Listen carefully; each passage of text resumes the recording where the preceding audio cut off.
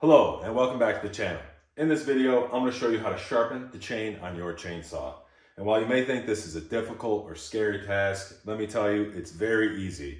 Anyone can do this as long as you have the right tools. And the tools are very simple. I got this little kit from Oregon on Amazon. Comes with 3 of your standard files that you're going to see all around. Has the flat file for the depth gauge and then some guides that not totally necessary to use, but there if you need to. So in this case, I'm going to sharpen the chain on my Husqvarna 450 X-Torque. This specific chain takes the 3/16 file. That's the middle one here. And then the Echo takes the 5/32 file, the small one. So in addition to the file kit, you're also going to need a black marker, just so you know where you have started and where to stop on the chain as you're sharpening it. So in this case, I'm going to be using the vise, but if you're in the field, you can squat down over the saw, keep it in between your knees, and file, that way too. And I'll give a quick demonstration how to do that towards the end of the video, but very, very simple. All right, well, let's get it in the vise. So first thing we need to do is put the saw into the vise. Keep it close to the motor here on the bar. Put the vise right onto the bar. Squeeze it pretty tight. Don't go crazy. Not gonna hurt anything. I'm gonna get my black marker here. Color one of these teeth. So next thing you want to do is grab your file. In this case, 3/16 file from my Husqvarna here. I'm gonna start at my black tooth. And what I like to do is, for one, you got to keep it perpendicular to the bar. But also, if you have a quality chain, you're gonna see a little line behind each tooth. That is the line that you need to follow, the angle that you need to follow with your file to maintain that continuous blade for each tooth.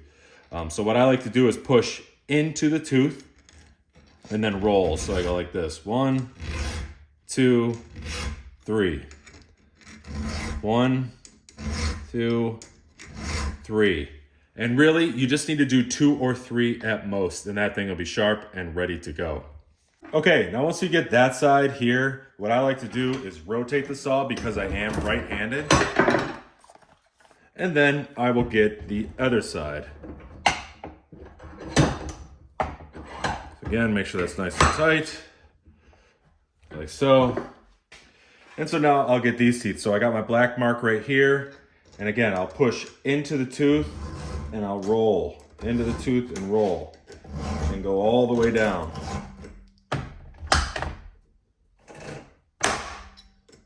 Into the tooth and roll. Okay, so now that you've gone through all of the teeth and sharpened them exactly how I showed you there, once you sharpen this thing maybe 3 or 4 times, you're gonna notice that it just doesn't have the same bite into the wood that it used to. And that's because as you sharpen these teeth, they get shorter and they get lower in comparison to the depth gauge that sits right in front. So all of this does is it just determines how much bite that the teeth take here. So what you're gonna wanna do is take your flat file, and this right here, you gotta be really careful. 1 to 2 files per depth gauge, because the more that you take away from the depth gauge, the more that it bites into the wood, the more dangerous the saw gets as far as kickbacks and things like that. So this right here is like a little goes a long way. So it's just kind of like a 1, 2, 1, 2, 1, 2, and then carry all the way around. So that is really about it for sharpening the saw. Okay, so if you're out in the field, what I like to do is hold it right in between my knees. Make sure your brake is on. Again, you can find the tooth. If you don't have a marker, all you gotta look down and see, is it shiny? Then yeah, you just sharpened it. What I like to do is hold it with my legs there, and I just kind of bring it like so.